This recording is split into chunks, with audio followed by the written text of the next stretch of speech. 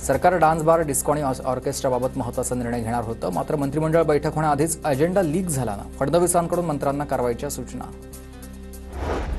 राज्यात dance bar सुरू करायचा निर्णय घेतल्यास मैदानामध्ये उतरू, शरद पवारांच्या राष्ट्रवादीचे आमदार रोहित पाटलांचा इशारा आहे. राज्य सरकारला हा इशारा आहे.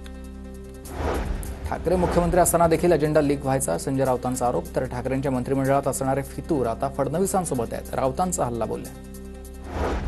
पक्षाची गळती रोखण्यासाठी ठाकरे गटाची सावध भूमिका. पक्षातील सर्व नेत्यांची दर मंगळवारी शिवसेना भवनात बैठक होणार आहे. तर पक्षातील महत्त्वाचे नेते राज्यभर दौरे करत संघटनेचा आढावा घेतील.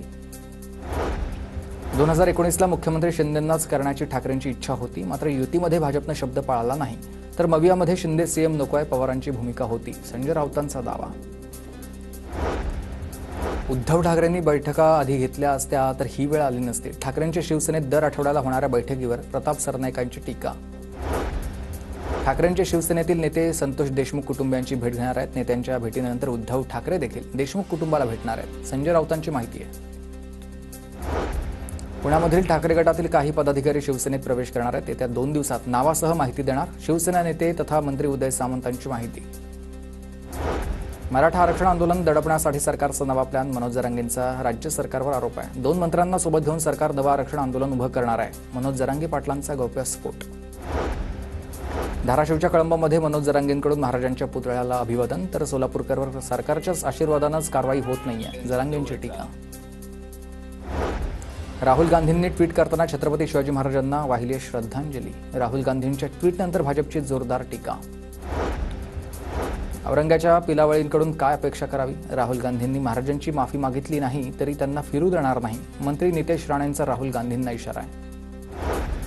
गेटवे ऑफ इंडिया ते मांडवापर्यंत लवकरच फायबर बोटी असतील आणि राज्य सरकारकडून लाकडी बोटी मोडीत काढून फायबर बोटी घेण्याचे निर्देश देण्यात आले. मागील वर्षी झालेल्या अपघाताच्या पार्श्वभूमीवर हा निर्णय. पुणे मेट्रो प्रकल्पाच्या 2 विस्तारित मार्गांना पालिकेच्या मुख्य सभेकडून मान्यता. लोणी काळभोर आणि हडपसर ते सासवड रेल्वे स्टेशन मार्गाचा समावेश असेल. वाहनांना 30 एप्रिल 2025 पर्यंत उच्च सुरक्षा नोंदणी क्रमांक पाटी बसवण्यासाठी 1 महिन्याची वाढ. तर याआधी मार्च 2025 पर्यंत देण्यात आली होती मुदत. मात्र संकेतस्थळावर तांत्रिक बाबींमुळे वाहनधारकांना अडचणी येत असल्यानं परिवहन विभागाकडून मुदतवाढ.